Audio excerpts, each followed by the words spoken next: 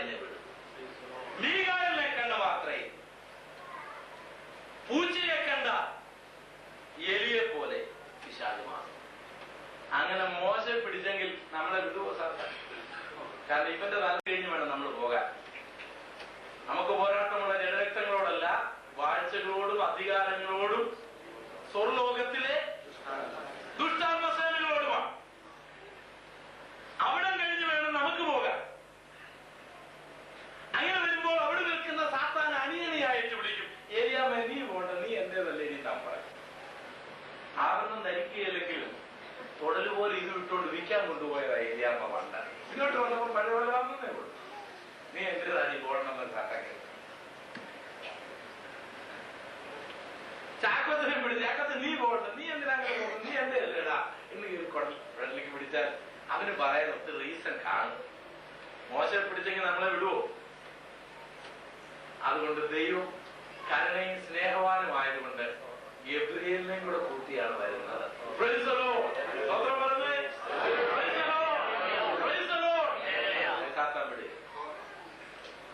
കർത്താവ് ഗംഭീരനാദത്തോടും പ്രധാന ദൂതന്റെ ശബ്ദത്തോടും, അടുത്തത് ദൈവത്തിന്റെ കാഹളത്തോടും കൂടെ സ്വർഗത്തിൽ നിന്ന് ഇറങ്ങി വരും.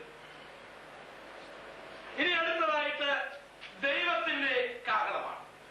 സംഖ്യ പുസ്തകത്തിൽ നിന്ന് നമുക്ക് ചില ഭാഗങ്ങൾ വായിക്കാം. യഹോവ പിന്നെ മോശയോട് അരുളി ചെയ്തെന്നാൽ, വെള്ളി കൊണ്ട് 2 കാഹളം ഉണ്ടാക്കുക, അടുപ്പുപണിയായവയെ ഉണ്ടാക്കണം. അവ നിനക്ക് സഭയെ വിളിച്ചു കൂട്ടുവാനും പാളയത്തെ പുറപ്പെടുവിപ്പാനും ഉതകണം. അവ ഊതുമ്പോൾ സഭ മുഴുവനും സമാഗമന കൂടാരത്തിന്റെ വാതിൽക്കൽ നിന്റെ അടുക്കൽ കൂടണം. ഒരു കാഹളം മാത്രം ഊതിയാൽ ഇസ്രായേലിന്റെ സഹസ്രാധിപന്മാരായ പ്രഭുക്കന്മാർ നിന്റെ അടുക്കൽ കൂടണം. ഗംഭീരധ്വനി ഊതുമ്പോൾ കിഴക്കേ പാളയങ്ങൾ യാത്ര പുറപ്പെടണം. ഈ വേദഭാഗം മനസ്സിലാക്കാൻ ഒരു അല്പം ചരിത്ര പശ്ചാത്തലം പറയട്ടെ. 400-ലധികം വർഷം ഈ ഖത്തറിന് അടുത്ത രാജ്യമായ ഈജിപ്തിലായിരുന്നു യാക്കോബിന്റെ മക്കൾ. അവരൊരു 10-35 ലക്ഷമായി പെരുകി കഴിഞ്ഞപ്പോൾ ദൈവം അവർക്ക് കൊടുത്ത വാക്സത്ത നാട്ടിലേക്ക് അവർ പോവുകയാണ്. പോകുന്ന വേളയിൽ ദൈവം അവർക്ക് ആരാധിക്കുവാനായിട്ടുള്ള ഒരു മൊബൈൽ ടെമ്പിൾ ഉണ്ടാക്കുവാനുള്ള നിയമം കൊടുത്തു. അതിന്റെ പേര് സമാഗമന കൂടാരം എന്നാണ്. ദൈവം ആദാമുമായിട്ട് അഭിമുഖമായി സംഭാഷിച്ച കാലം ഉണ്ടായിരുന്നു. പാപം ചെയ്തു കഴിഞ്ഞപ്പോൾ ഒരു യാഗത്തിലൂടെയാണ് ദൈവം അവരോട് ഇടപെട്ടത്. ആ തലമുറകൾ തകർന്നപ്പോൾ ദൈവം ഒരു പ്രത്യേക കുടുംബത്തെ തിരഞ്ഞെടുത്തു, ശേത്തിന്റെ കുടുംബം. അതും ഏറ്റവും വഷളായി കഴിഞ്ഞപ്പോൾ ദൈവം നോഹയുടെ കുടുംബത്തെ തിരഞ്ഞെടുത്തു. അതും ഏറ്റവും വഷളായി കഴിഞ്ഞപ്പോൾ അതിനിടയിൽ ദൈവം അബ്രഹാമിനെ തിരഞ്ഞെടുത്തു. അബ്രഹാമിന്റെ തലമുറകളും പലരും ചിഹ്നഭിന്നമായപ്പോൾ ദൈവം യാക്കോബിനെ തിരഞ്ഞെടുത്തു. യാക്കോബിന്റെ 12 മക്കളിലൂടെ ദൈവം തന്റെ പ്രമാണങ്ങളെ ഉറപ്പിക്കുവാനായിട്ടുള്ള ക്രമീകരണങ്ങൾ നടത്തുകയാണ്. അവർ 35 ലക്ഷമായി പെരുകി. അവർ വാഗ്ദത്ത നാട്ടിലേക്ക് പോവുകയാണ്. പോകുമ്പോൾ അവർക്ക് ആരാധിക്കേണ്ടതിനു വേണ്ടി ദൈവം അവരെ സമീപിക്കുന്നു എന്ന അർത്ഥം വരുന്ന സമാഗമന കൂടാരം ഉണ്ടാക്കുവാൻ പറഞ്ഞു. സമാഗമന കൂടാരം 48 ഖദിരമര പലകൾ കൊണ്ട് ഉണ്ടാക്കിയ ഒരു കൂടാരമാണ്. ഖദിരമരം ഈ മരുഭൂമിയിൽ കണ്ടുവരുന്നത് ഒരു ഗുണമില്ലാത്തതും പണിയുവാൻ വളരെ ബുദ്ധിമുട്ടുള്ളതുമാണ്. 10 മുഴം നീളവും 1.5 മുഴം വീതിയുമുള്ള 48 പലകളിൽ തങ്കം പൊതിഞ്ഞ്, പൊന്നു പൊതിഞ്ഞ്, വെള്ളി ചുവടുകളിൽ നിർത്തി അവയെ തമ്മിൽ ബന്ധിപ്പിക്കുന്ന അന്താഴങ്ങളും കൊളുത്തുകളും ഉപയോഗിച്ച് ബന്ധിപ്പിച്ചു. അതിന്റെ മുകളിൽ പല നെല്ലുകളുള്ള തുകലുകൾ കൊണ്ട് മൂടി ഉണ്ടാക്കിയതാണ് സമാഗമന കൂടാരം. അഴിക്കുകയും പണിയുകയും ചെയ്യുവാൻ അത് എളുപ്പമാണ്. 40 വർഷത്തിൽ 41 വർഷം ഈ ആലയം പൊളിക്കുകയും വീണ്ടും പണിയുകയും ചെയ്തു. അങ്ങനെ ഇത് സഞ്ചരിക്കുവാൻ കൊണ്ടുപോകുന്ന ഒരു മൊബൈൽ ടെമ്പിളായിരുന്നു. ഈ ആലയത്തിന് 3 ഭാഗങ്ങൾ ഉണ്ടായിരുന്നു. ഒന്നിന് പ്രാകാരം എന്ന് പറയും, അടുത്ത ഭാഗത്തിന് വിശുദ്ധ സ്ഥലം എന്ന് പറയും, അതിന്റെ അടുത്ത സ്ഥലത്തിന് അതിവിശുദ്ധ സ്ഥലം എന്ന് പറയും. പ്രാകാരത്തിൽ ഇസ്രായേലിലെ അയ്മേനികൾ വിശ്വാസികൾക്ക് വന്നേൽക്കാം. അവിടെ ഒരു യാഗപീഠവും താമ്രത്തൊട്ടി, അതിൽ വെള്ളവും ഉണ്ട്. അടുത്തത് വിശുദ്ധ സ്ഥലമാണ്. വിശുദ്ധ സ്ഥലത്ത് ഒരു മേശയും അതിൽ 12 അപ്പവും വെച്ചിരുന്നു. ഒരു ധൂപപീഠവും 7 കവരങ്ങളുള്ള ഒരു വിളക്കും ഉണ്ടായിരുന്നു. ഒരു വെണ്ണയാണ് കത്തിക്കുവാനായിട്ട് ഉപയോഗിച്ചുകൊണ്ടിരുന്നത്. സമാഗമന കൂടാരത്തിലെ ഏക വെളിച്ചം അതായിരുന്നു. അടുത്തത് അതിവിശുദ്ധ സ്ഥലമാണ്. അതിവിശുദ്ധ സ്ഥലത്ത് ഒരു നിയമപ്പെട്ടകവും, ആ നിയമപ്പെട്ടകത്തിനകത്ത് അഹരോന്റെ പൗരോഹിത്യത്തെ തെളിയിക്കുന്ന വടി സൂക്ഷിച്ചിരുന്നു. അംശവടി എന്ന് പറയാം. ഇനി അതിനെക്കുറിച്ച് പറയുമ്പോൾ അല്പം കൂടി നമ്മൾ അറിഞ്ഞിരിക്കേണ്ടതായിട്ടുണ്ട്. ഇസ്രായേലിലെ 12 ഗോത്രങ്ങൾ പൗരോഹിത്യ ശുശ്രൂഷ ചെയ്യുവാനായിട്ട് എല്ലാവരും താല്പര്യപ്പെട്ട് കഴിഞ്ഞപ്പോൾ ദൈവം തമ്പുരാൻ പറഞ്ഞു, ശരി, നിങ്ങൾ വഴക്കൊന്നും ഉണ്ടാക്കണ്ട, നിങ്ങളുടെ വടി നിങ്ങളുടെ ഗോത്രത്തിന്റെ വടിയുമായിട്ട് വരൂ, എന്റെ നിയമപ്പെട്ടകത്തിന്റെ മുന്നിൽ വയ്ക്കും.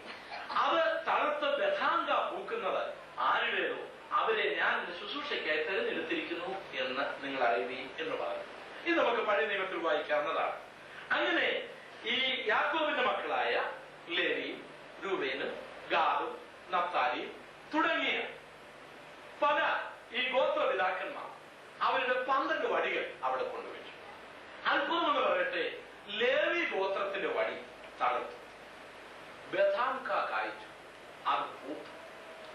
ഇവരെ ദൈവം പൗരോഹിത്യത്തിനു വേണ്ടി തെരഞ്ഞെടുത്തു എന്ന് തെളിവായി. അപ്പോൾ പൗരോഹിത്യത്തിന് വേണ്ടി തെരഞ്ഞെടുത്ത വഴിയിൽ പാമ്പില്ല, അത് പിശാചിന്റേതാണ്.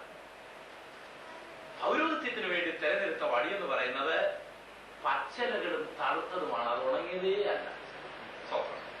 അങ്ങനെ ആരുടെയും ഇപ്പോൾ തളുക്കുന്നെങ്കിലുണ്ടോ ഓർത്തോണം, അത് ദൈവത്തിൻ്റെതാണ്.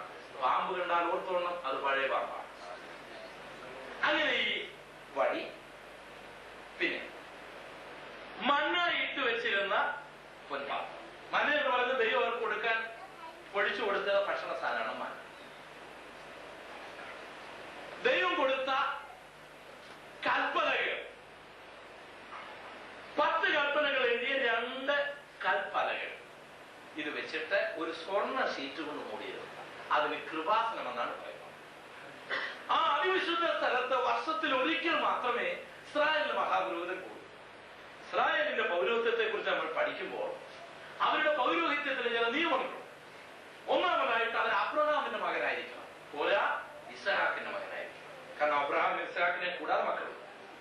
പോരാ യാക്കോബിന്റെ മകനായിരിക്കണം, കാരണം ഇസ്ഹാക്കിന് യാക്കോബിനെ കൂടാതെ. പോരാ യാക്കോബിന്റെ മകൻ പോരാ ലേവിയുടെ മകനാകണം, കാരണം യാക്കോബിന് ലേവി കൂടാതെ മക്കളുണ്ട്. അങ്ങനെ ആദ്യം കുടുംബചരിത്രം സമ്മതിച്ചെങ്കിൽ മാത്രമേ പുരോഹിതനാകാൻ. അങ്ങനെ ലേവി ഗോത്രത്തിൽ ജനിച്ച വ്യക്തി ഒരൊറ്റയാൾ മാത്രമേ മഹാപുരോഹിതനായിരിക്കൂ, ബാക്കിയെല്ലാം പുരോഹിതന്മാരാണ്. ഒരാൾ മാത്രം. ആ മഹാപുരോഹിതന് വർഷത്തിൽ ഒരിക്കൽ മാത്രമേ സമാഗമന കൂടാരത്തിന്റെ അതിവിശുദ്ധ സ്ഥലത്ത് പോകാൻ. അത് മഹാപാപപരിഹാര ദിനമാണ്.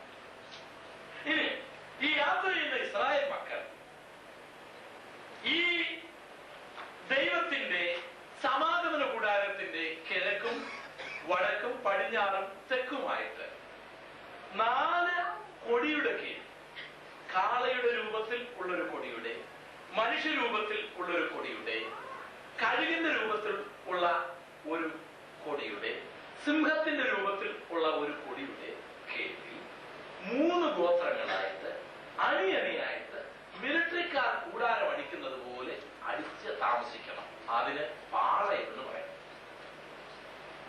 ഈ അന്തർമന്ദിരത്തിൽ നിന്നും ഉയരുന്ന പുകപടലങ്ങൾ തൂണുപോലെ നിൽക്കുന്നതാണ് ഷെക്കേന. അതവിടുന്ന് പൊങ്ങുമ്പോൾ ഓർത്തോണം, ഇവരിവിടുന്ന് പോകാൻ സമയമായി. അതെവിടെ ചെന്ന് നിൽക്കുമോ അതനുസരിച്ച് സമാഗമന കൂടാരം പണിതുകൊള്ളണം. ഇതാണ് അവരുടെ നിയമം. അങ്ങനെ കൊണ്ടുപോകുമ്പോൾ ജനങ്ങളെ കൂട്ടിവരുത്താൻ ഉപയോഗിക്കുന്ന 2 കാഹളങ്ങളെയാണ് നാം ഇവിടെ വായിച്ചത്. ഒന്നാമത്തെ കാഹളം ഷെക്കേന അവിടെ നിന്ന് പൊങ്ങിക്കഴിഞ്ഞാൽ ജനങ്ങൾ അടുത്ത സ്ഥലത്തേക്ക് മാർച്ച് ചെയ്യുക. ഇത്രയും ജനങ്ങൾ നിശബ്ദരായി യാത്ര ചെയ്യുക. ഒരു കാഹളം ഊതുമ്പോൾ അവരെല്ലാവരും സമാഗമന കൂടാരത്തിന്റെ പ്രാകാരത്തിൽ വരണം. അടുത്ത കാഹളം ഊതുമ്പോൾ ദൈവം നിയമിച്ചിരിക്കുന്ന കിഴക്കേ പാളയം ഉൾപ്പെടെ അണിയണിയായി അവരുടെ കൊടിക്കീഴിൽ അവർ ദൈവം കാണിക്കുന്ന സ്ഥലത്തേക്ക് യാത്ര ചെയ്യുന്നത്. ഈ പശ്ചാത്തലത്തിലാണ് ദൈവത്തിന്റെ കാഹളം ഉപയോഗിച്ചിരിക്കുന്നത്.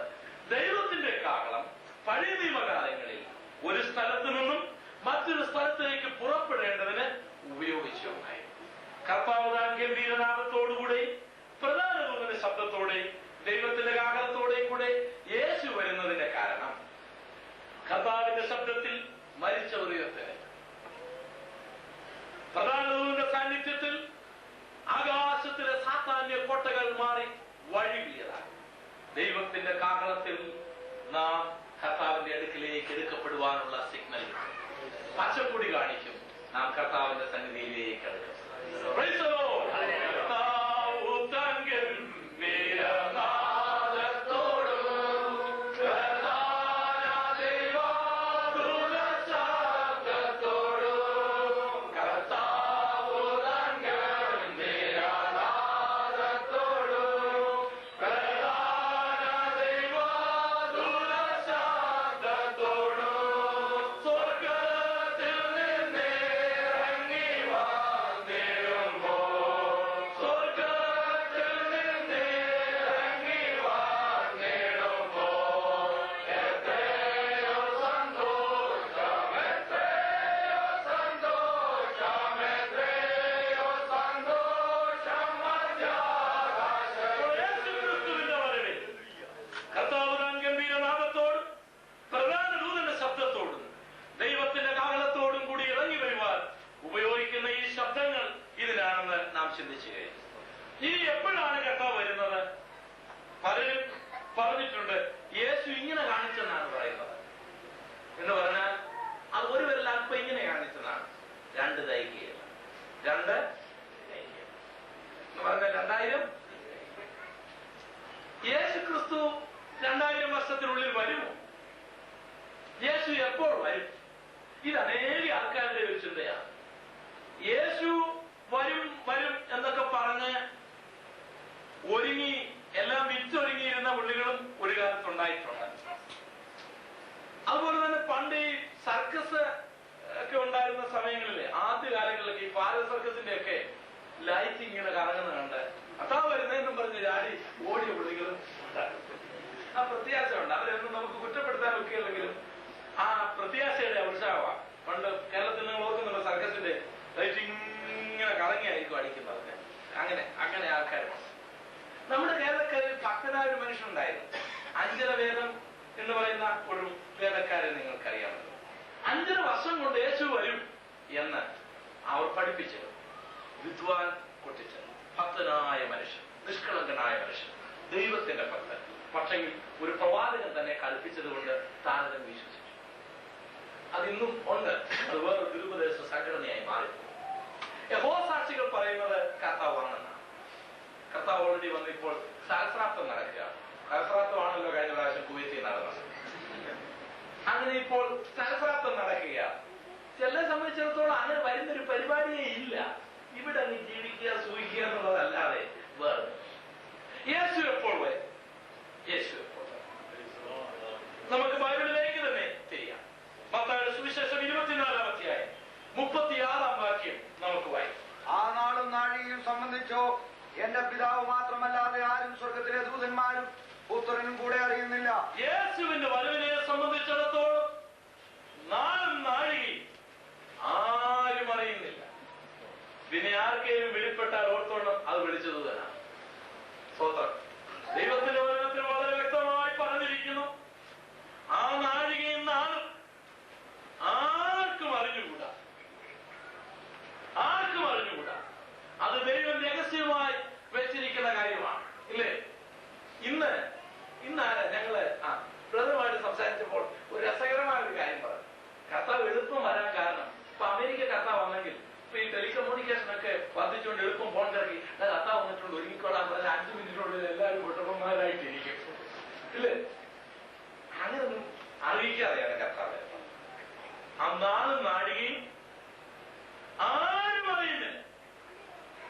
ആരും അറിയുന്നില്ല എന്ന് ബൈബിളിൽ വ്യക്തമായി എഴുതിയിരിക്കെ നാളും നാഴികയും പറഞ്ഞുകൊണ്ട് ആരും വന്നാലും ഓർത്തുകൊള്ളണം, അവൻ വെളിച്ച ദൂതനാണ്. അത് വിശ്വസിച്ചു. അത് വിശ്വസിച്ചവർക്കെല്ലാം അബദ്ധം സംഭവിച്ചിട്ടുണ്ട്. ദൈവത്തിനും ദൈവപുത്രനും ആ നാളും നാഴികയും അറിയില്ലെന്നല്ല എന്റെ അർത്ഥം. അത് ദൈവം ഒരു സീക്രട്ടാക്കി വെച്ചിരിക്കുന്നു. അത് വെക്കുവാനുള്ളൊരു മർമ്മം കർത്താവ് 2500 വരുത്തോളൂ എന്ന് പറഞ്ഞിരുന്നെങ്കിൽ നമ്മുടെ പ്രത്യാശ വർദ്ധിക്കും. അപ്പോസ്തലന്മാർ മരിക്കാൻ തയ്യാറാകും. ദൈവം നമ്മുടെ മാനസിക നില അറിഞ്ഞതുകൊണ്ട് ആ രംഗം മറച്ചു വെച്ചിരിക്കുക. കർത്താവിന്റെ വചനത്തിൽ നാം വായിക്കുന്ന ഇങ്ങനെയാണ്, ഞാൻ കള്ളനെ പോലെ വരും. കള്ളനെ പോലെ വരും. കള്ളനായിട്ടല്ല, കള്ളനെ പോലെ. കള്ളൻ വരുന്നത് സമയം പറഞ്ഞിട്ടാണ്. നിങ്ങളിപ്പോൾ യോഗത്തിന് വരികയാണ്, വഴിക്ക് വെച്ചൊരു കള്ളനെ കണ്ടു. നിങ്ങളോട് വളരെ സ്നേഹമായിട്ട് ചോദിക്കുക, എവിടെ പോവാ? യോഗത്തിന് പോവുക. എപ്പം വരും? 10 മണിക്കേ വരുത്തുള്ളൂ. നീ എന്താ ഇത്രയും കാര്യം അന്വേഷിക്കുന്നത്? അല്ല, എനിക്കൊന്ന് വീട്ടിലൊന്ന് കയറാനാണ്, സമയമൊക്കെ ഒന്ന് അറിയാനാണ് എന്ന് കള്ളൻ ചോദിക്കൂ. ഇല്ല, കള്ളൻ ചോദിക്കും. കള്ളൻ നമ്മൾ അറിയാത്തൊരു സമയം സെലക്ട് ചെയ്യാന്നുള്ളതാണ് അവന്റെ വിഷയം. യേശു കള്ളനെ പോലെ വരുമെന്ന് പറഞ്ഞാൽ നമുക്ക് ഒരിക്കലും കാൽക്കുലേറ്റ് ചെയ്യുവാൻ കഴിയാത്തൊരു നാഴിക കർത്താവ് വരും. അതിൽ നമ്മൾ ഒരുങ്ങിയിരിക്കുക.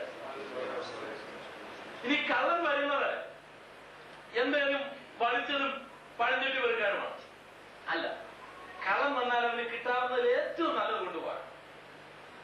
കള്ളൻ നിങ്ങൾ വീട്ടിൽ വന്നെന്നിരിക്കട്ടെ, അവൻ 2-3 സാരി എടുത്തു. നോക്കിയപ്പോൾ പുത്തൻ സാരി. അവൻ വിളിക്കുകയാണ്, കൊച്ചമ്മേ എന്താ കള്ള? വേറെ പഴയ സാരി വല്ല പോകണം എന്നവൻ ചോദിക്കുമോ? അവൻ ചോദിക്കുക.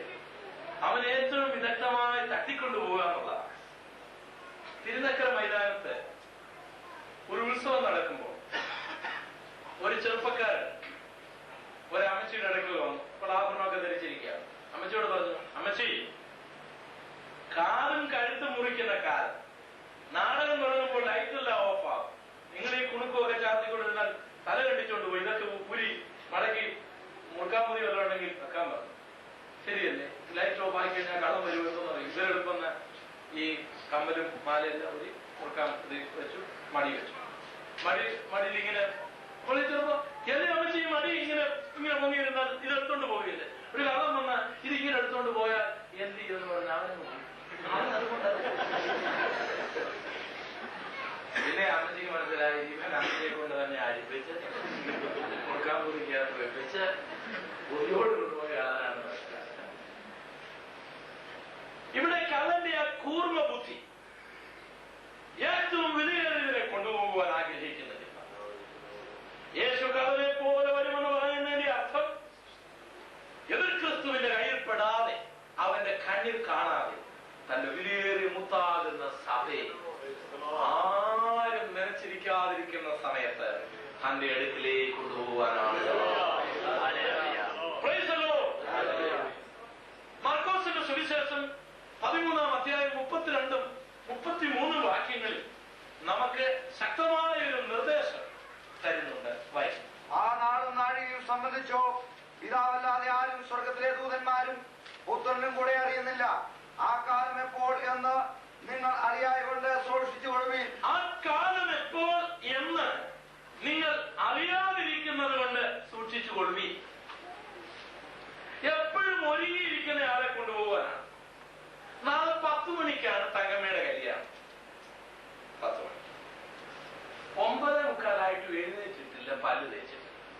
അപ്പോൾ ചെറുക്കനോട് വിളിച്ചു പറഞ്ഞു, പെണ്ണിതുവരെ എഴുന്നേറ്റിട്ടില്ല, പല്ല് തേച്ചിട്ടില്ല, ഉറങ്ങുക. പുള്ളിക്കാരി ചാലും കൂടെ കിടന്ന് ഇങ്ങനെ ഉറങ്ങുന്നതാണെന്ന് പറഞ്ഞാൽ അവന് ജീവനുണ്ടെങ്കിൽ അവിടെ കെട്ടുപോകും. ഒരുങ്ങിയിരിക്കുന്നവരെ കൊണ്ടുപോകുവാനാണ് കർത്താവ്. അന്നാളും നാഴികയും നിങ്ങൾ അറിയാത്തവരായിരിക്കുന്നത് കൊണ്ട് ആ ദിവസത്തെ ഓർത്ത് സൂക്ഷിച്ചിരിക്കുവാനാണ്. ഏത് നിമിഷമെന്ന് അറിയാത്തത് കൊണ്ട് എപ്പോഴും റെഡി ആയിരിക്കുക എന്നുള്ളതാണ്.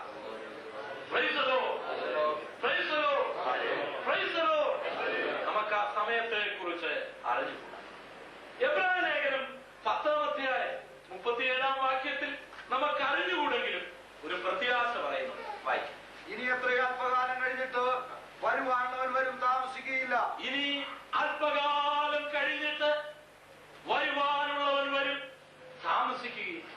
19 നൂറ്റാണ്ടുകൾക്ക് മുൻപ് അത് പറഞ്ഞെങ്കിൽ ഇന്നത് എത്രമാത്രം അടുത്തു കഴിഞ്ഞിരിക്കുകയാണ്.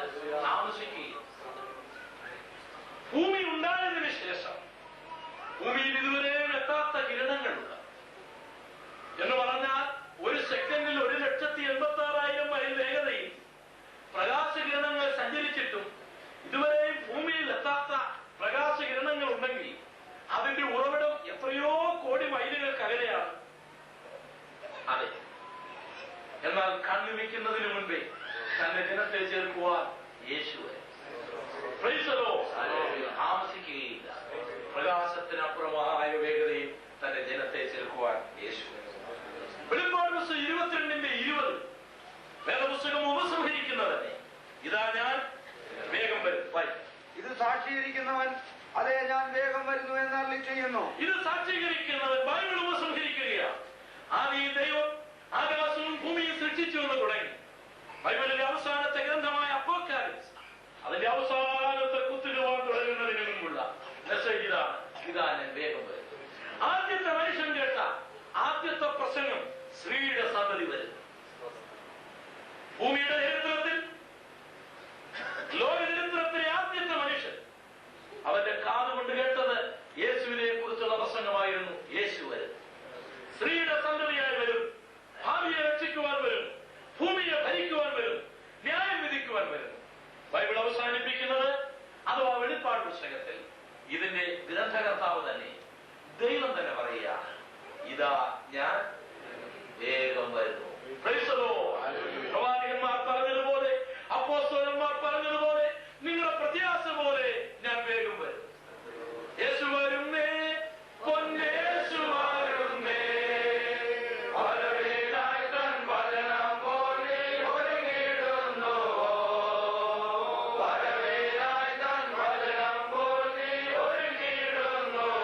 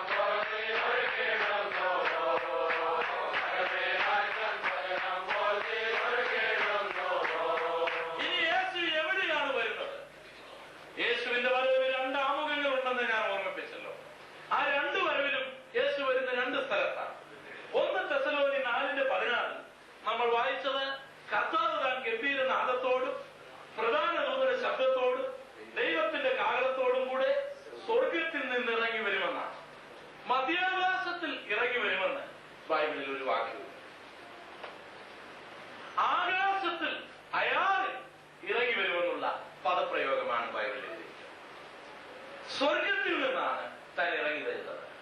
ഇപ്പോൾ യേശു സ്വർഗത്തിൽ പിതാവിന്റെ വലഭാഗത്താണ്. തന്റെ സഭയെ ചേർക്കുവാൻ യേശു ആകാശത്തിൽ ഇറങ്ങി. സഖരിയാ പ്രവചനം 14-ാം അധ്യായം 4-ാം വാക്യത്തിൽ യേശുവിന്റെ വരവിന്റെ 2-ാമത്തെ ഭാഗത്ത് യേശു ഭൂമിയിലേക്കാണ് ഇറങ്ങി വരുന്നത്.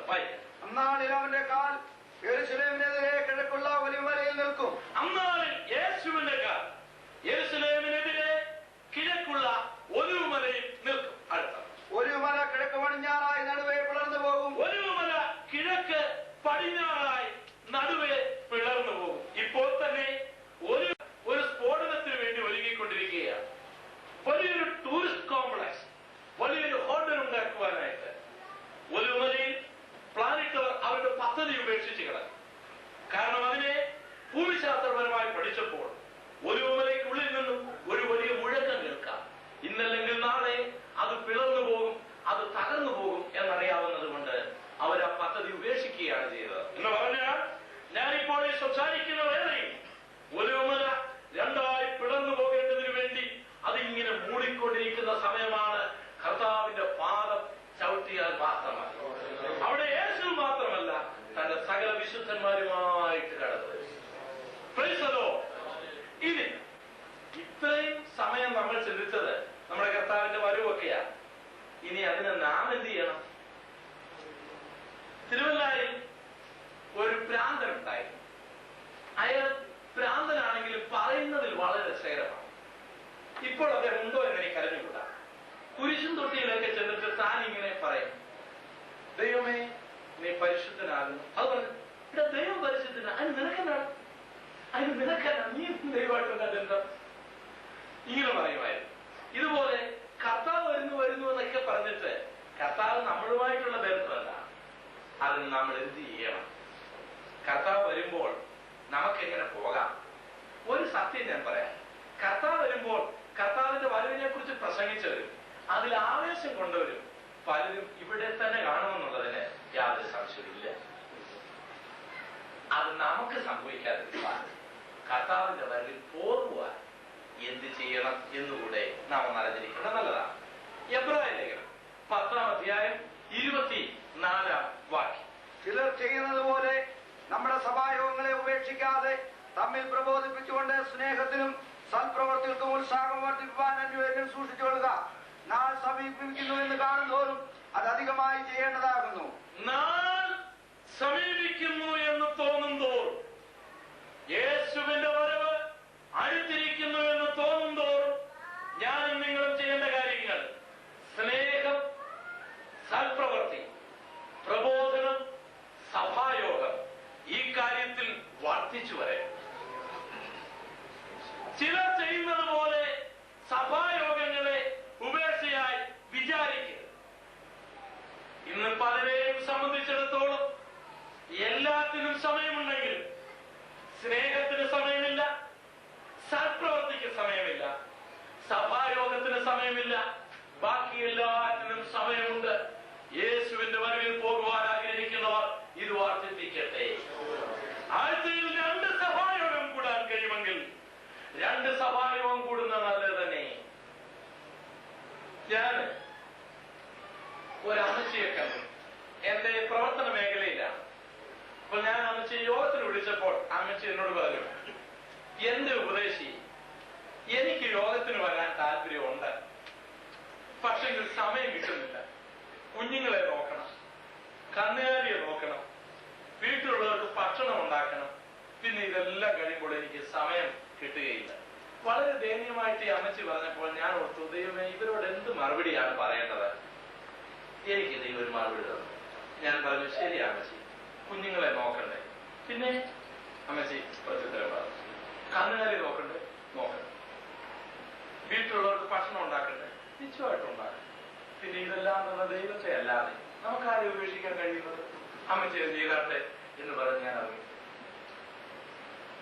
ദൈവം തമ്പുരാൻ ജോലി തന്നതുകൊണ്ടാണ്, ദൈവം തമ്പുരാൻ ആരോഗ്യം തന്നതുകൊണ്ടാണ് നമുക്ക് സമയമില്ലെങ്കിൽ അത് കഷ്ടം തന്നെയാണ്.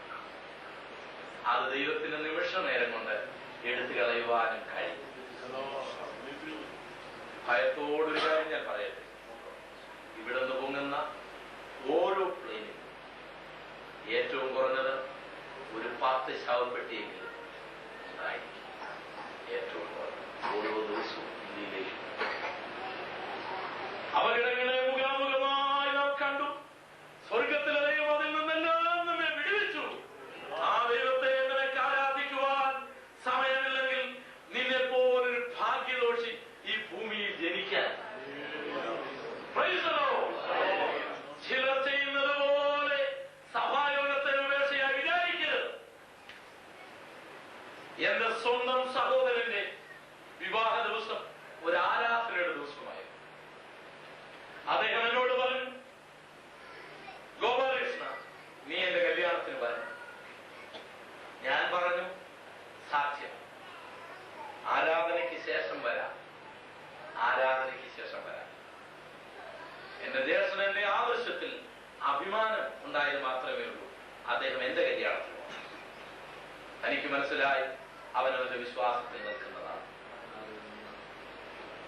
നമുക്ക് എല്ലാ സമയവും നോക്കുമ്പോൾ പോയി ആരാധിക്കുന്നതിനൊന്നും ദൈവം 5 പൈസയുടെ വില കൽപ്പിക്കുക. വില കൊടുത്തു പോയി ആരാധിക്കാൻ എനിക്ക് നിങ്ങൾക്ക് കഴിയുമോ? ഒരു ജോലിയില്ല, അവധിയുമായി വീട്ടിൽ കിടന്നാലും ചുമ്മാ ഉറങ്ങുള്ളൂ, വേറെ പണിയൊന്നുമില്ല, എന്നാ പ്രാർത്ഥിച്ചേക്കാമെന്ന പരിപാടിക്കൊന്നും ദൈവം 5 കാലനയുടെ വില, അണയൊന്നും ഇല്ല, ദൈവം അണയുടെ വില പോലും കൊടുക്കുക. ഇതിന് വില കെട്ടിവെച്ച് നമുക്ക് ചെയ്യാൻ കഴിയുമോ? 1 സഭാപേക്ഷയായി വിചാരിക്കരുത്. 2 സ്നേഹത്തിൽ മുതിരണം. സ്നേഹത്തിൽ മുതിർന്ന് കൂട്ടുസഹോദരനെ പോലും കണ്ടായിപ്പോ സംസാരിച്ചത്. ബൈബിള് പറയുന്ന ശത്രുവിനെ സ്നേഹിക്കാൻ. ഞാൻ ഒരിക്കലും ഒരു രംഗം കണ്ടുകൊണ്ടിരിക്കുകയാണ്. ഒരു കത്തുമേശ നടക്കുന്നു. ശത്രുമേശ എല്ലാവരും കഴിച്ചു. സ്നേഹചുംബനം വന്നപ്പോൾ ഒരുത്തൻ ചാടിപ്പോന്നു. ഞാൻ അയാളെ പിടിച്ചു കഴിഞ്ഞപ്പോ അയാൾ ചോദിച്ചെന്താന്ന്, ഉപദേശി അയാൾക്ക് ചുംബനം കൊടുക്കാനൊക്കെ അവൻ കവള് കഴിച്ചു പറിച്ചു. അവൻ കവള് കഴിച്ചു പറിക്കുന്നതാണ്. ശത്രുവിനെ സ്നേഹിക്കുവാൻ പഠിപ്പിച്ച യേശുവിന്റെ മുൻപിൽ നമ്മുടെ യാതൊരു നീതീകരണവും അംഗീകരിക്കപ്പെടുക. റഷ്യയിൽ ഒരു മിലിറ്ററി ഉദ്യോഗസ്ഥനെ മാനസാന്തരപ്പെടുത്തിയത് ഒരു പെൺകുട്ടിയും ഒരു ചുവന്ന പനിനീർ പുഷ്പവുമാണ്. പ്രഭാതത്തിൽ കോളിംഗ് ബെൽ അമർന്നു. ആ മിലിറ്ററി ഓഫീസർ കതക് തുറന്നപ്പോൾ ഒരു ചുവന്ന പനിനീർ പുഷ്പവുമായിട്ടൊരു പെൺകുട്ടി പുഞ്ചിരിച്ചു നിൽക്കുന്നു. അവൾ പറഞ്ഞു, സാർ, എന്റെ പപ്പായുടെ ജന്മദിനമാണിന്ന്. സാറിനറിയാമല്ലോ എന്റെ പപ്പ ഇല്ലെന്ന്. എന്റെ പപ്പായ്ക്ക് പകരമായിട്ട് സാറിന് തരുവാൻ ഞാൻ വന്നതാണ്. ആ മിലിറ്ററി ഓഫീസറുടെ കണ്ണുകൾ നിറഞ്ഞു. കാരണം അയാളുടെ തൂക്കിന്റെ മുമ്പിൽ 1 വർഷത്തിന് മുൻപ് ആ കുട്ടിയുടെ അപ്പൻ പിടഞ്ഞു മരിച്ചതാണ്. ആ പെൺകുട്ടി കാണിച്ച ക്രിസ്തീയ സ്നേഹത്തിന്റെ മുമ്പിൽ അയാളുടെ ഹൃദയം ഉടഞ്ഞു. അയാൾ മുട്ടുകുത്തി യേശുവിനെ സ്വീകരിച്ചു. സ്വന്തം സഹോദരനെ സ്നേഹിക്കാൻ കഴിയാത്തവൻ ദൈവത്തെ എങ്ങനെ സ്നേഹിക്കാൻ കഴിയും? നിങ്ങൾ ആരോടെങ്കിലും പിണങ്ങിയിരിക്കുന്നെങ്കിൽ ഓർത്തുകൊള്ളു, യേശു വന്നാൽ പോകുകയില്ല. ഇനി നരകത്തിൽ തന്നെ ഉള്ള ഭാഗം ഏറ്റവും റിമോട്ടഡ് ആണ്. നരകത്തിന്റെ സെല്ലിനെ കുറിച്ച് ഞാനൊരു ക്ലാസ് എടുക്കുന്നു. രക്ഷിക്കപ്പെടാതിരുന്നാൽ സുഖമായ സെല്ലുണ്ട്. രക്ഷിക്കപ്പെട്ടതിന് ശേഷം പിണങ്ങിയിരിക്കുകയാണെങ്കിൽ അവൻ കിടക്കുന്ന സെല്ല് അതിനേക്കാൾ ഭയങ്കരമാണ്. അതൊരു ക്ലാസ് ആയിട്ട് നമ്മൾ പിന്നെ എടുക്കുന്നതാണ്. നിന്റെ ജീവിതത്തിൽ സാത്താൻ ഒഴികെ മറ്റാരോടെങ്കിലും പിണങ്ങിയിരിക്കുന്നെങ്കിൽ ആരുമായി യേശു വരുമ്പോൾ നീ പോകില്ല.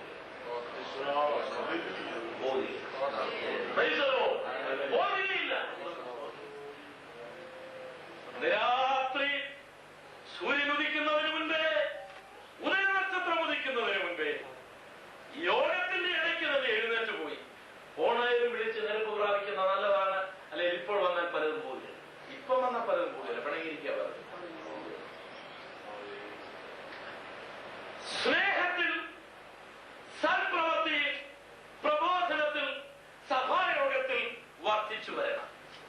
റോമാലേഖനം 13-ാം അധ്യായം 11-ഉം 12-ഉം വാക്യങ്ങളിൽ ഇത് ചെയ്യേണ്ടത് ഉറക്കത്തിൽ നിന്ന് ഉണരുവാൻ നാഴിക വന്നിരിക്കുന്നു എന്നിങ്ങനെ നിങ്ങൾ സമയത്തെ അറിയാൽ തന്നെ. നാഴിക വന്നിരിക്കുന്നു എന്ന സമയം നിങ്ങൾ അറിയുന്നത് കൊണ്ട് അടുത്ത് നാം വിശ്വസിച്ച സമയത്തേക്കാൾ രക്ഷ ഇപ്പോൾ നമുക്ക് അധികം അടുത്തിരിക്കുന്നു. നാം വിശ്വസിച്ച സമയത്തേക്കാൾ രക്ഷ നമുക്ക് അടുത്തിരിക്കുന്നു. രാത്രി കഴിവാറായി പകലടുത്തിരിക്കുന്നു. അതുകൊണ്ട് നാം ഇരുട്ടിന്റെ പ്രവൃത്തികളെ വെച്ചൊഴിഞ്ഞ് വെളിച്ചത്തിന്റെ ആയുധവർഗം ധരിച്ചു കൊള്ളുക. നാം വിശ്വസിച്ച നാളിനേക്കാൾ രക്ഷ അടുത്തിരിക്കുന്നത് കൊണ്ട്, ഉറക്കത്തിൽ എഴുന്നേൽക്കുവാനുള്ള നാഴിക വന്നിരിക്കുന്നത് കൊണ്ട് ഇരുളിന്റെ പ്രവൃത്തികളെ വെച്ചൊഴിയുക. ഇരുളിന്റെ പ്രവൃത്തി എന്ന് പറഞ്ഞാൽ പകലൊക്കെ മാന്യന്മാരായി ആരുമില്ലാതിരിക്കുമ്പോൾ കാണിക്കുന്ന വികൃതി തരങ്ങൾക്കാണ് ഇരുളിന്റെ പ്രവൃത്തികൾ എന്ന് പറയുന്നത്. അവിടെയും കാണുന്ന 2 കണ്ണുകൾ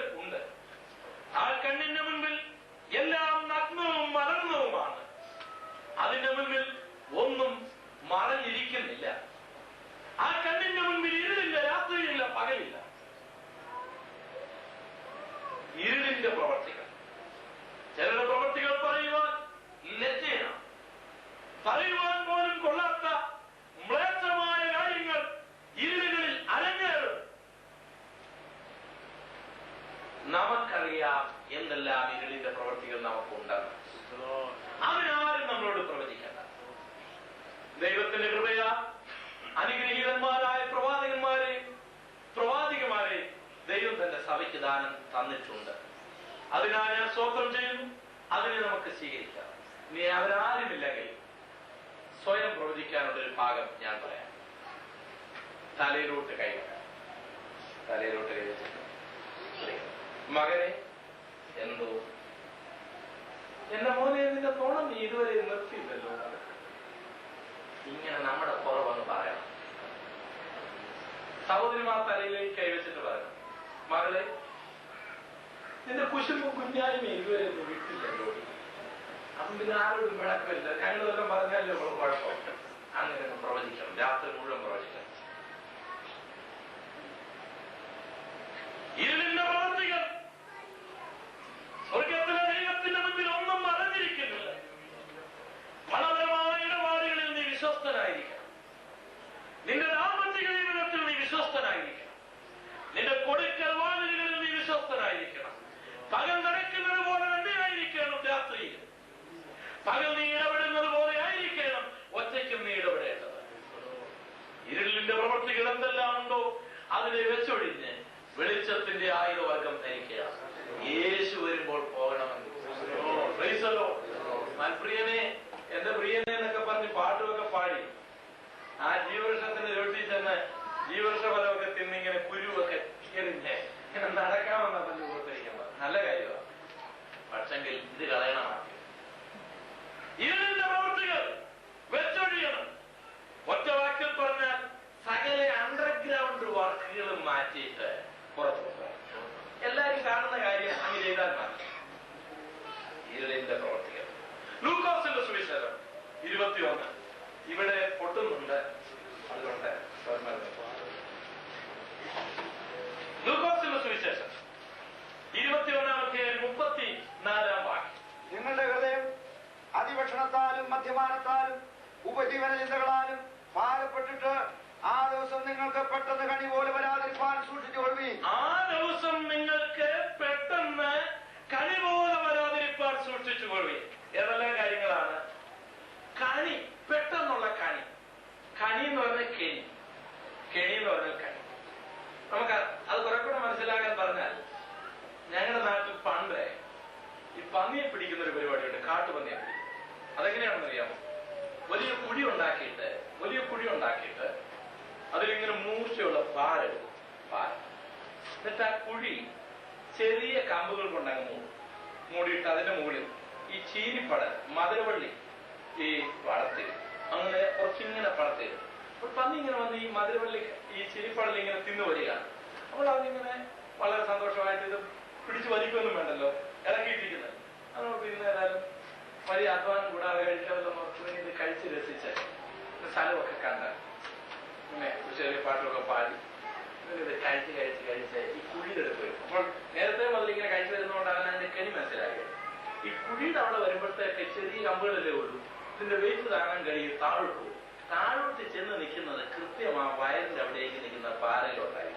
ആ താഴോട്ട് ഇറക്കി കഴിഞ്ഞ് ഇവന് വേദന കൊണ്ട് ഒന്നുകൂടെ തിരിയുമ്പോൾ ഇവിടെ അകത്തോട്ട് വന്നിട്ട് പിന്നെ പാരപ്പത്തി ഇങ്ങനെ നിൽക്കുക. പിന്നെ അവിടെ നിന്നുകൊണ്ടാണ് തിന്നുന്നത്. ഇതാണ് കെണി എന്ന് പറയുന്നത്. മനസ്സിലായോ?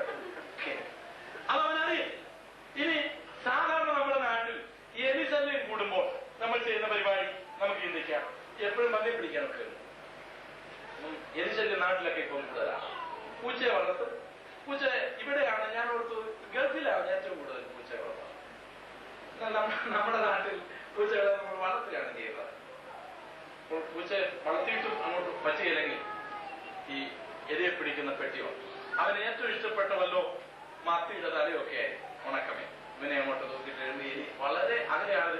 അവൻ ഇങ്ങനെ ഒന്ന് പിടിക്കുമ്പോൾ അവനറിയാമോ അവന്റെ സാധനം ഉണ്ടാണ്. അത് പിന്നെ കണ്ണീസൈന് പോലെ ഒരു ഒറ്റ പോക്കാണ്. നേരെ എവിടെ ചെന്നു നോക്കിയപ്പോൾ അവനും ഇങ്ങനെ തൂങ്ങിക്കിടക്കുന്നതാണ്. പിന്നെ എനിക്ക് എന്തൊരു അനുഗ്രഹിക്കപ്പെട്ട ദിവസമായിരുന്നു. ഇങ്ങനെ കണി കണ്ട ആളിനെ ഒന്നുകൂടെ കാണേണ്ടത് തന്നെ. കാരണം സംഗതി ഇങ്ങനെ കരിക്കത്തക്ക നിലയിൽ എന്ത് ചെയ്ത് ചെയ്യുക, ഇവൻ ചുറ്റുപാടൊന്ന് നോക്കും, ആരെങ്കിലും ഉണ്ടോ, ആരുമില്ല. ഒരൊറ്റ പോക്കാണ്. കേറി ഒരു കഴിയുമ്പോൾ പുറകിൽ കിടോന്നൊരു ശബ്ദം കേൾക്കാം. അന്നേരം ആള് മനസ്സിലായത് ആള് ഇവിടെ എഴുതിയിരിക്കുന്നത്, ആ ദിവസം നിങ്ങൾക്കൊരു കണിയായി ഭവിക്കാതിരിപ്പാൻ എന്ന് പറഞ്ഞാൽ യേശുവിന്റെ ഒരു കണി. എന്താണ് ഇതിന്റെ അർത്ഥം? രണ്ടുപേരും തിരിക്കലിൽ പൊടിച്ചുകൊണ്ടിരിക്കുന്നു. ഒരാൾ എടുക്കപ്പെടുന്നു, മറ്റേ ആൾക്കതൊരു കണിയായി തീരും. രണ്ടുപേരും ഒരു കിടക്കയിൽ കിടക്കുന്നു, ഒരാൾ എടുക്കപ്പെടുന്നു, ഒരാൾ അവിടെ തള്ളപ്പെടുന്നു, കണിയായി തീരും. രണ്ടുപേർ വയലിൽ ജോലി ചെയ്തുകൊണ്ടിരിക്കുന്നു, കണിയായി തീരും. ചിലപ്പോൾ ഭർത്താവായിരിക്കും, കാണുന്നില്ല. രാത്രിയിൽ ആളെ കാണാനില്ല. സംശയം, പാസ്റ്ററെ വിളിച്ചു, പാസ്റ്ററെ കാണാനില്ല. വിശ്വാസിയെ വിളിച്ചു, പല വിശ്വാസികളും കാണാനില്ല. അവരാച്ചാൻ മാത്രമുണ്ട്, അവിടെ ഉടക്കലാണ്. ബാക്കി പലരെയും കാണാനില്ല. പിന്നെ ഈ സഹോദരി എന്തൊരു കണിയായിരിക്കും അതില്. പിന്നെ ചിന്തിക്കാറുണ്ട്, പിന്നെ ഭ്രാന്ത് പിടിക്കൂ. ഇനി ആ വാക്യം ഒന്നുകൂടെ വായിച്ചേ. ഉപജീവന ചിന്തകളാലും മദ്യപാനത്താലും അമിത ഭക്ഷണത്താലും ആ ദിവസം നിങ്ങൾക്ക് കണിയാകാതിരിപ്പാൻ സൂക്ഷിച്ചുകൊള്ളും. വായിക്കാം. നിങ്ങളുടെ ഹൃദയം അതിഭക്ഷണത്താലും മദ്യപാനത്താലും. നോക്കിയാൽ ഇവിടെ വലിയ പാപമല്ല. അതിഭക്ഷണം അടുത്തത്, മദ്യപാനം അടുത്തത്, ഉപജീവന ചിന്ത. ഈ മൂന്ന് കാര്യമാണ് കണിയാകുന്നത്. അല്ല കൊലപാതകവും ഒന്നുമല്ല. അമിത ഭക്ഷണം എത്ര ചാപ്പിട്ടിട്ടും ഇതിന് പോരാ. ഇത് ഈ അമിത ഭക്ഷണം എന്ന് പറയുന്നത് നമ്മുടെ സ്വഭാവത്തെ സ്വാധീനിക്കും. കാളയെ കഴിക്കുന്ന ആള് കുറച്ചേലും ആ കാളയുടെ സ്വഭാവം യാതൊരു സംശയം. കോഴിയെ കൂടുതൽ കഴിക്കുന്നത് വല്ലപ്പോഴും ഒന്ന് പോവാതിരിക്കുക. നമ്മൾ കഴിക്കുന്ന ഭക്ഷണവും നമ്മുടെ സ്വഭാവമായിട്ട് ബന്ധമുണ്ട്. അതുകൊണ്ടാണ് അമിത ഭക്ഷണം ഇവര് കണിയായി തീരുന്നത്. അമിത ഭക്ഷണം ഇവിടെ തന്നെ നമുക്ക് കണിയാണല്ലോ. നമുക്ക് കർത്താവിന്റെ കാര്യം വരവിൽ പറയണ്ട. അമിത ഭക്ഷണത്താൽ പിന്നെ അടുത്ത ഉപജീവന ചിന്ത. ഇത്രയെല്ലാം ദൈവം തമ്പുരാൻ തന്നിട്ട് ആ ചിന്ത അങ്ങോട്ട് വിട്ടു. സ്ഥലവും മേടിച്ച് വീടും വെച്ചു, ബാങ്കിൽ പണമുണ്ട്. ഈ അടുത്ത ദിവസത്തെ കത്ത് വന്നു, മോനെ ഏരിച്ചെടുക്കിടെയാണ് അവർക്കൊട്ടം വിൽക്കാറ്. കുട്ടപ്പൻ പ്ലാൻ ഇട്ടിരിക്കുകയാണ്. അവൻ മേടിക്കുന്നതിനൊന്നും മേടിക്കാന്നുള്ള അടുത്ത ചിന്ത. ഇപ്പോൾ ഉറപ്പുമില്ല, ഊണുമില്ല. അത് തന്നെ ചിന്തയാണ്. ദൈവം തമ്പുരാൻ ഇത്രയും തന്നിട്ട് അതിനൊരു സ്വത്രം പറയാൻ മനസ്സില്ലാതെ പിന്നെയും ചിന്തയാണ്, ഉപജീവന ചിന്ത. അതെത്രയാണ്? ഇപ്പോൾ എടുത്താൽ എത്ര രൂപ കിട്ടും? അത് ഗവൺമെന്റ് പിടിക്കുമോ? അത് ഏതെല്ലാം വാങ്ങിക്കൊണ്ടിടണം? അതെങ്ങനെല്ലാം വിട്ടാൽ ആൾക്കാരെ തട്ടിക്കാം? ഇങ്ങനെയുള്ള ചിന്തകളാണ് വർദ്ധിച്ചു വരുന്നത്, ഉപജീവന ചിന്തകൾ. ഉണ്മാനും ഉടുക്കുവാനുമുണ്ടെങ്കിൽ മതിയെന്ന് തപ്പി ദൈവം തരുന്ന സ്വത്രത്തോട് സ്വീകരിക്കൂ. എന്നാൽ നിന്റെ ആത്മീക ജീവിതത്തിന് നഷ്ടമാകുന്ന ഒരു ഭൗതിക നേട്ടവും ആർക്കും പ്രയോജനമല്ല.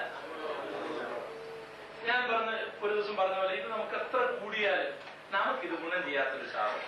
സത്യം പറയാം. നമ്മളിപ്പോൾ കഷ്ടപ്പെട്ട്, നിങ്ങളെന്നല്ല ഞാൻ പറയുന്നത്, നമ്മൾ പ്രത്യേകിച്ച് ഞങ്ങൾ ഉപദേശമാരാണ് കൂടുതൽ ഈ പറയുന്ന കാര്യത്തിൽ അനുഭവിക്കാൻ പോകുന്നത്. അതുകൊണ്ട് നമ്മളിപ്പോ എത്ര അങ്ങോട്ട് ഉണ്ടാക്കിയാൽ ഈ കഷ്ടപ്പാടെല്ലാം കഴിഞ്ഞ്, ഈ പ്രയാസം എല്ലാം കഴിഞ്ഞ് ജീവിതം അല്പം ഒന്ന് വിശ്രമിക്കാൻ ഓർക്കുമ്പോൾ ഡോക്ടർ പറയും, ചോറ് കഴിക്കല്ലേ, ഐസ്ക്രീം കഴിക്കല്ലേ, പഴം നോക്കല്ലേ, വാഴപ്പെട്ടി പൊടിക്കാതെ, പിന്നെ ഉരുവാക്കഞ്ഞി പാവയ്ക്കാൻ നീരും കുടിച്ചു, വേറെ ഒന്നും തൊട്ട്. അപ്പൊ നമ്മൾ ഈ കഷ്ടപ്പെട്ടുകൊണ്ട് എന്നാ ഗുണം? നമ്മൾ വീടുമൊക്കെ വെച്ച് സ്പ്രിംഗ് ആക്ഷൻ ഉള്ളത്, ഞെക്കിയാൽ ചാരിയിരിക്കുന്നതും നേരെ വരുന്നതും ഒക്കെ കട്ടിലും ഒക്കെ കൊണ്ടിട്ടാണ് കിടക്കാൻ നോക്കി എന്നത്. ഡോക്ടർ പറയാ, കിടക്കല്ലേ, തലേണ വെക്കാതെ പലപ്പുറത്ത്. നമുക്ക് ഒത്തിരി ഉണ്ടായതുള്ള ഗുണമില്ല. നമ്മൾ വീടുമൊക്കെ വെച്ച്, വലിയ വീടുമൊക്കെ വെച്ച്, മാളികയൊക്കെ വെച്ച് നമ്മളിങ്ങനെ കഴിയുന്ന നമുക്ക് കഥ തുറക്കാൻ പോകും, ജനൽ തുറക്കാൻ പോകും. കാരണം അതുകൊണ്ട് എല്ലാം ടൈറ്റാക്കി നമ്മൾ സംഗതിയെല്ലാം വെക്കാവുന്ന എല്ലാ സുരക്ഷിതത്വവും ഇവിടെ കൊണ്ടുപോയ കൂട്ടാണ് അവിടെ വെച്ചിരിക്കുന്നത്.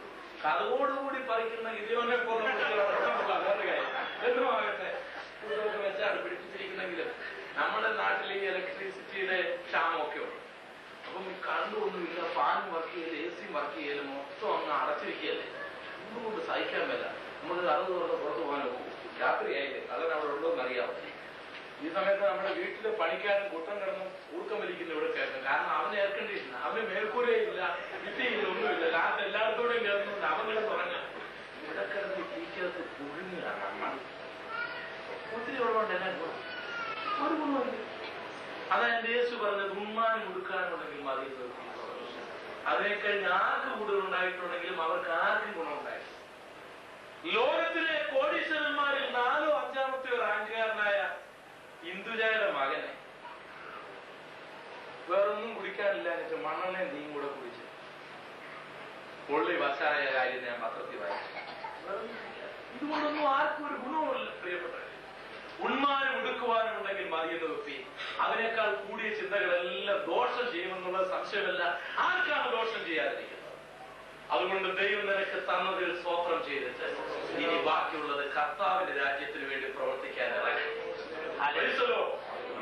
തിരുമി സൂക്ഷിക്കുന്നത് നിർത്തിയിട്ട് ഇനി അതൊന്ന് ഇറക്കി.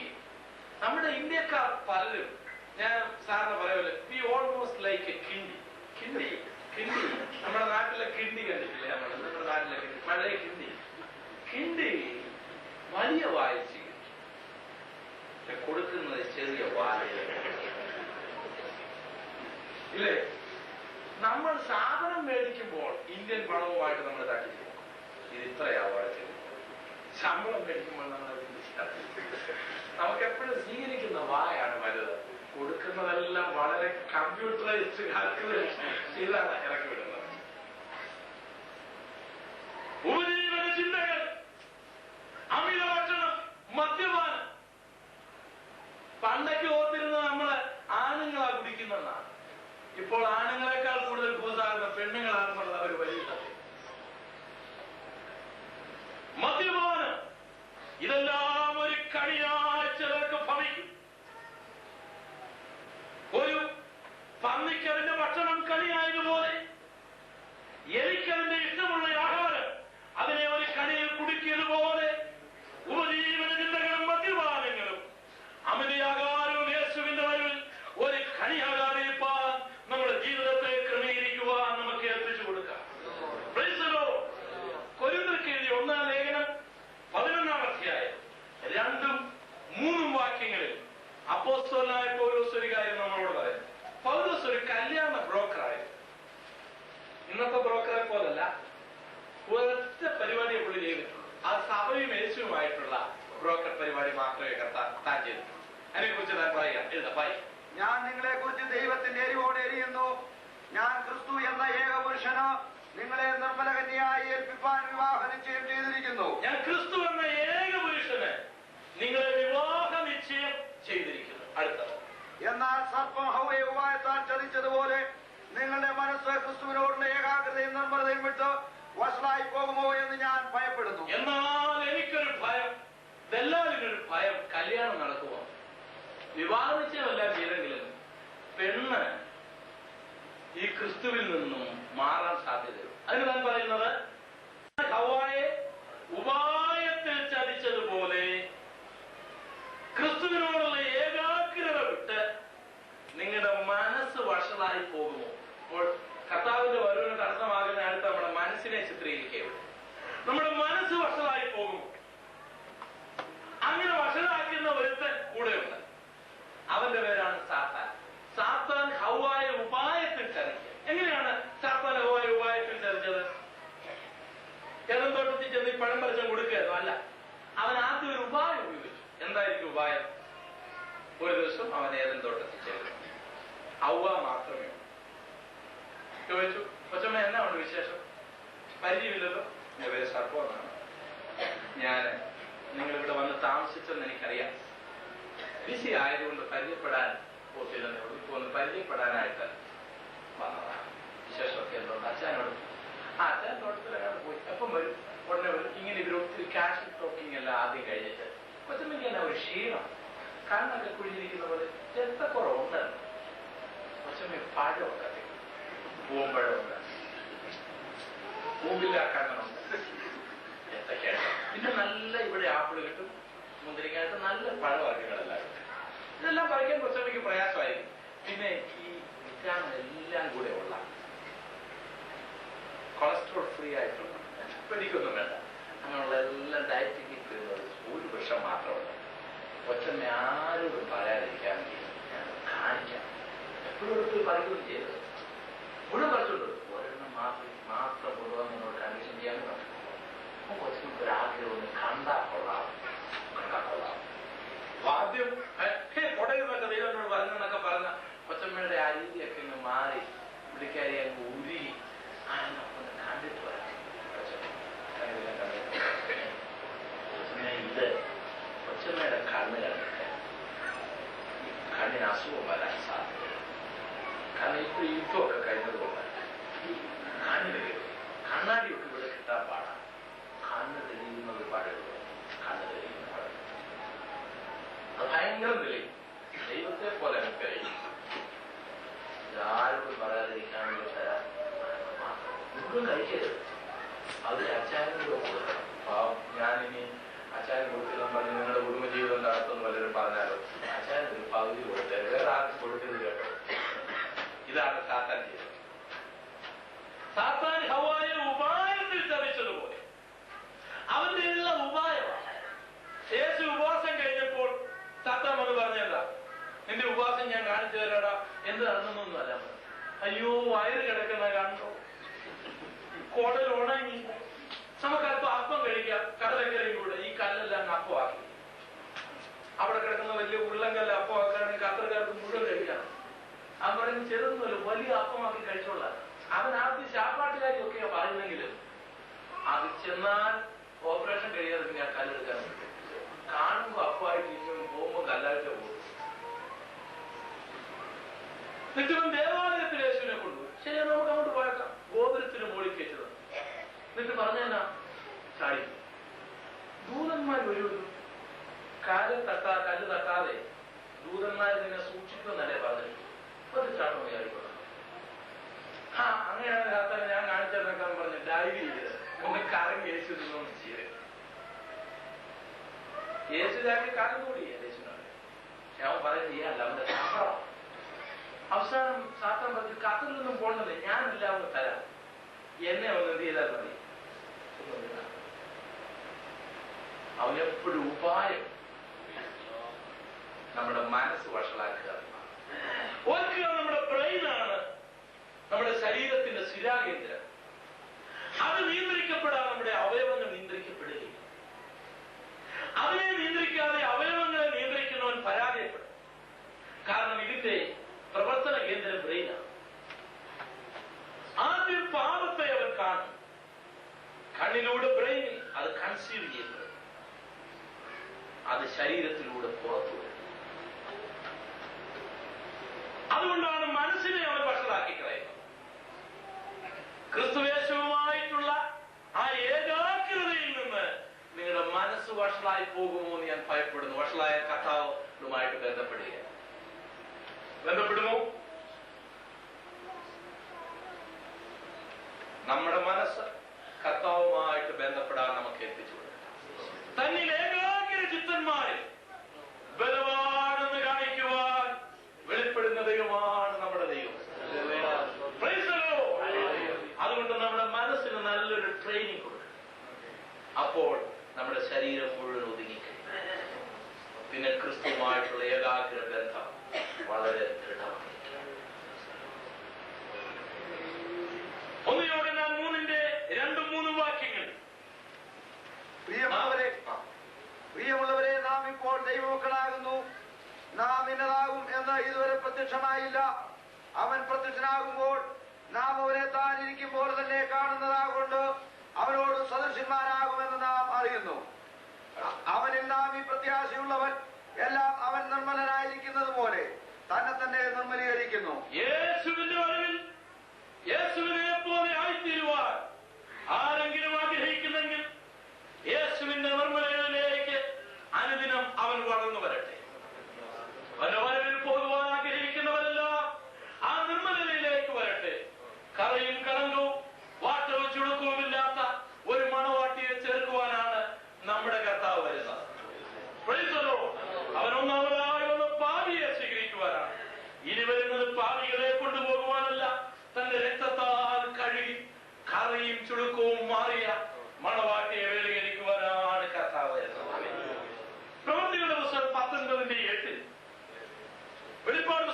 19:8 നാം വായിക്കുന്നത്, വിശുദ്ധന്മാർക്കൊരു നീതി പ്രവൃത്തി ഉണ്ട്.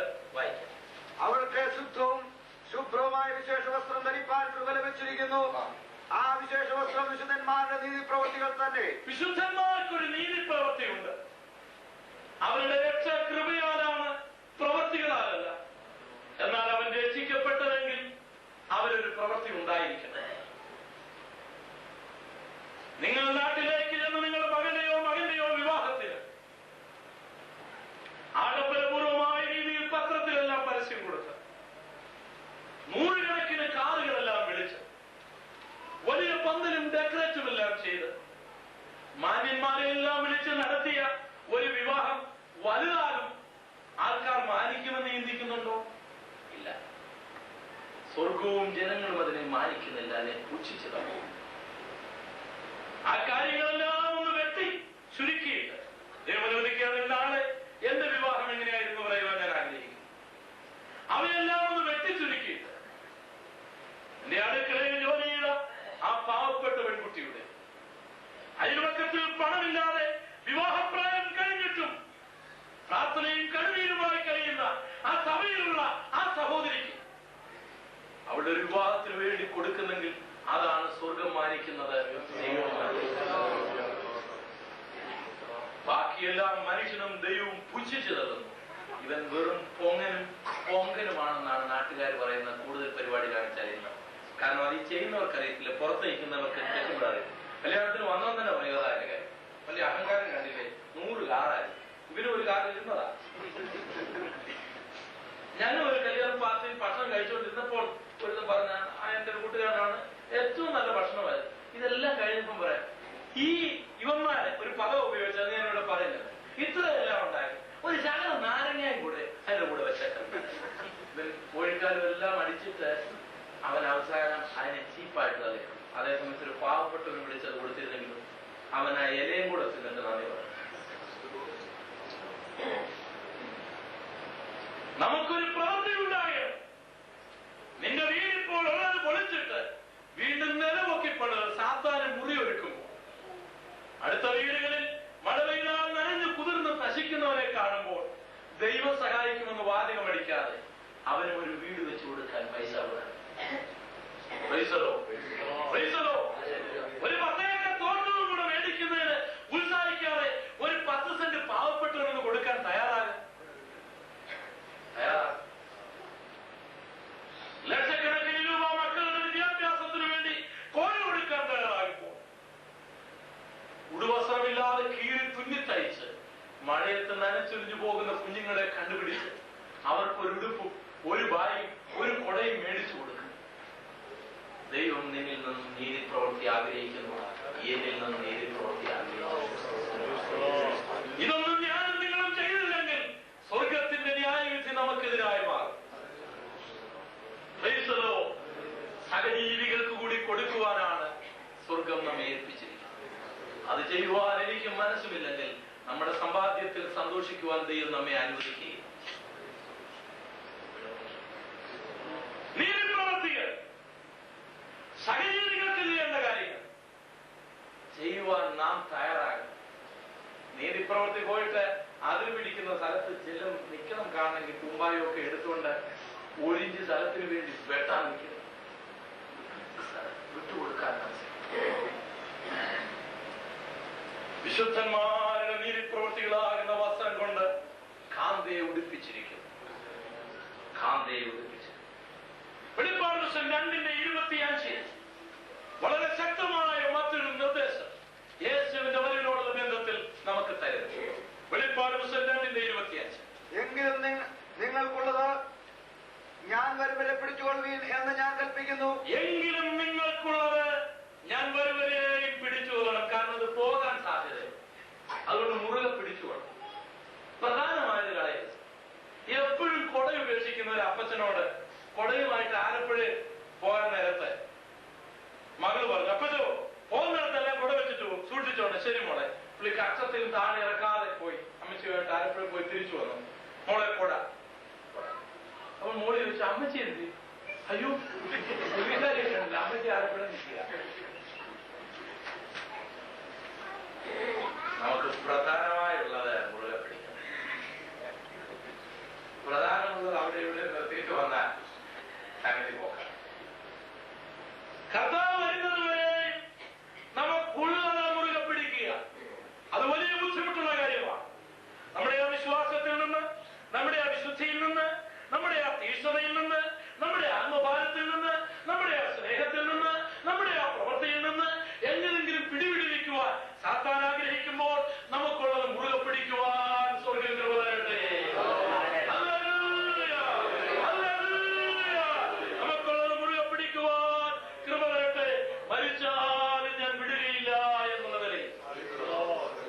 നമ്മുടെ വിശ്വാസം അന്ത്യം വരെ മുറുകെ പിടിക്കുക. എബ്രായലേഖനം 9:28 തനിക്ക് വേണ്ടി കാത്തു നിൽക്കുന്നവർക്ക് വേണ്ടി അവൻ വരുന്ന ദൈവമാണ്. ഇതൊരു കാത്തുനിൽപ്പാണ്. എന്റെ പ്രിയനെപ്പോൾ വരുമെന്ന് പറഞ്ഞ് അവൻ കാത്തു നിൽക്കുകയാണ്. ജോലി കഴിഞ്ഞ് 5 മണിക്ക് വരാമെന്ന് പറഞ്ഞ് ഭാര്യയെ സ്വീകരിക്കുവാൻ കാറുമായി നിൽക്കുന്ന ഭർത്താവിനെ പോലെ, അവധിക്കാലത്ത് ഖത്തറിലേക്ക് വരുമെന്ന് പറഞ്ഞ് കേരളത്തിൽ നിന്ന് പ്ലെയിൻ കയറിയ വാർത്തയും കേട്ട് എയറോട്രാമിൽ മക്കളെ സ്വീകരിക്കുവാൻ നിൽക്കുന്ന മാതാപിതാക്കളെ പോലെ, ഭരണകർത്താക്കന്മാരെ സ്വീകരിക്കുവാൻ നിൽക്കുന്ന രാജ്യത്തിന്റെ ഭരണകർത്താക്കന്മാരെ പോലെ കാന്തനെ കാത്ത് തന്റെ സഭ നിൽക്കുകയാണ്. വായിക്കാം. ക്രിസ്തു അങ്ങനെ തന്നെ അനേകരുടെ പാവങ്ങളെ ചുമപ്പാൻ ഒരിക്കൽ അർപ്പിക്കപ്പെട്ട് തനിക്കായി കാത്തു നിൽക്കുന്നവരുടെ രക്ഷയ്ക്കായി കാത്തു നിൽക്കുന്നവരുടെ രക്ഷയ്ക്കായി രണ്ടാമതും പ്രത്യക്ഷനാണ്. കാത്തു നിൽക്കുന്നവർക്ക് വേണ്ടിയാ. കാത്തു നിൽപ്പെന്ന് പറഞ്ഞാൽ എങ്ങനെയാണ്? കാത്തു നിൽപ്പെന്ന് പറഞ്ഞാൽ നമ്മളിപ്പോൾ നമുക്ക് 5 മണിക്കാണ് ഇന്ന് രാവിലെ, ഈ അടുത്ത പ്രഭാതം 5 മണിക്കാണ് നമ്മുടെ പ്ലെയിൻ എന്നിരിക്കട്ടെ. 5 മണിക്കാണെങ്കിൽ ഏറ്റവും കുറഞ്ഞ് നമ്മളൊരു 3-4 മണി ആകുമ്പോഴേക്കും നമ്മൾ എയർപോർട്ടിൽ ചെന്നിരിക്കും. അവിടെ നമ്മള് 4 ആയല്ലോ എന്നാ ഒന്ന് കിടന്നേക്കാമെന്ന് ഓർത്ത് പോയി കിടക്കുമോ? ക്ഷീണമാണെങ്കിൽ പിന്നെ എന്ത് ചെയ്യുക? കാത്തു നിൽക്കുക. കിടക്കുന്നതെല്ലാം അവിടെ കിടക്കുകയുള്ളൂ. വരികയും പോവുകയൊക്കെ ചെയ്തു. ഞാൻ ഒരിക്കലും ഒരു സ്നേഹിതനെ ഒരുങ്ങി നിന്നവരെല്ലാം വന്നു, കാത്തു നിന്നവരെല്ലാം വന്നു. യേശുവിന്റെ വരവിന് വേണ്ടിയുള്ള കാത്തുനിൽപ്പാണ്. ദൈവവേദരെ അധികം നാൾ ഇനി കാത്തു നിൽക്കേണ്ടി വരികയില്ല. ഈ തുറമുഖത്തിന് അധികം നാൾ കാത്തു നിൽക്കേണ്ടി വരികയില്ല. കർത്താവ് നിശ്ചയമായും വരും. തന്റെ കാന്തയെ കൊണ്ടുപോകുവാൻ അവൻ വേഗം. സമയം അല്പം വൈകിയെങ്കിലും കർത്താവ് വരുമ്പോൾ നമുക്ക് എന്ത് സംഭവിക്കുമെന്നും കൂടെ ചുരുക്കമായി പറഞ്ഞ് ഞാനിങ്ങ് വിട്ടേക്കാം. ഇന്ന് നമ്മുടെ അസുഖം മാറി നല്ല ശരീരം ഉണ്ടാകാൻ ആഗ്രഹിക്കാത്ത ആരാ? പ്രത്യേകിച്ച് നല്ലൊരു യൗവനക്കാരിയായി, ഒരു യൗവനക്കാരനായി ജീവിക്കാൻ ആഗ്രഹിക്കാത്ത ആരാണ്? കവിളൊക്കെ ചുളിഞ്ഞു പോകാതിരിക്കാൻ ഇപ്പോൾ പ്ലാസ്റ്റിക് സർജറി ഒക്കെ നടക്കും. 90 ആയാലും ചുളിയും. പിന്നെ തലമുടിയൊക്കെ കരിയും എന്തോ വെളുക്കൊക്കെ ചെയ്ത് കഴിഞ്ഞാൽ പിന്നെ അത് കറുപ്പിക്കുന്ന പരിപാടി ഉണ്ടാവും. പ്രായമാകാൻ ആർക്കും ആഗ്രഹമില്ല. ഉണ്ടോ? ആർക്കും ആഗ്രഹം. എപ്പോഴും നല്ല റെഡിയായി നിൽക്കാനാണ് ആഗ്രഹം. പക്ഷെ എത്ര ആഗ്രഹിച്ചാലും എന്താണ്, ഓരോ ദിവസം കഴിയുന്തോറും ചുളിയേണ്ടതെല്ലാം ചുളിയുകയും പൊഴിയേണ്ടതെല്ലാം ഒഴിയുകയും ചെയ്യാം. അങ്ങനെയാണെങ്കിൽ ഒരിക്കലും വിട്ടുമാറാത്ത യൗവനയുക്തമായ ഒരു ശരീരം നിങ്ങൾക്ക് തരുന്ന ഒരു മെഡിസിൻ ഉണ്ട്. അവൻ 5 ലക്ഷം റിയാൽ ആകുമെന്ന് പറഞ്ഞാലും അത് കൊടുക്കാൻ ആൾക്കാർ തയ്യാറാകില്ലേ? തയ്യാറാകും. പ്രായമാകാൻ ആരും ആഗ്രഹിക്കുന്നില്ല. സത്യം. കല്യാണത്തിന് പോയ വണ്ടിക്ക് ഒരു തകരാറുണ്ടായപ്പോൾ മുഹൂർത്തം തെറ്റാതിരിക്കാൻ പെണ്ണിനെയും ചിലരെയെങ്കിലും കല്യാണ മണ്ഡപത്തിലേക്ക് പറഞ്ഞു വിടാനായിട്ട് വന്ന ഒരു ട്രാൻസ്പോർട്ട് വണ്ടി തടഞ്ഞു നിർത്തി ഈ പെണ്ണിനെ 2-3 പേരെയും കൂടെ കേസ് വണ്ടി നന്നായിട്ട് വരാലോ, പിന്നെ വരാലോ ബാക്കിയുള്ളത്.